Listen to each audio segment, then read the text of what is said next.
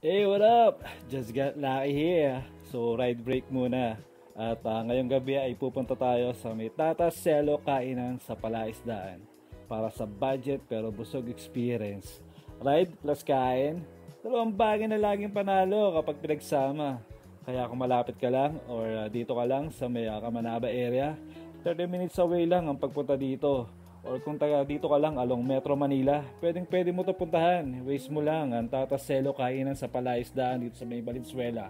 Kaya ano pa hinihintay nyo? Tara, samahan nyo kami. Let's go! Hey! Hey, what up? So, nandito na nga pala tayo ngayon sa Tata Selo para tikman ang isa sa mga pinakamasarap na kainan dito sa lugar ng Tagalog, Valenzuela. So, dito natin malalaman kung solid ba ang hype. Tara, alamin natin yan. Order ka na? Hindi tayo nakapwesto sa kubo eh, sayang. Tayo doon sa may bandang Palaisdaan. Hindi yata dito. Saan ba yun? Ito nga pwede. Ngayon o. Ito yung sa kubo-kubo nila. Tayo, panalo. Team view. Oh, ganda. Ganda dito. Pwede. Ayun, no? Valentine's. Picture-picturean pala dito. Sabi, ayos. Panalo. Ayun, no? Ayos. Ganda nga dito. Gandang spot. Ayun lang napunta dito. Ganito pala na tinatago ang Valenzuela. Ayun, ang ganda. Pwede. Exit na tayo. Thank you po.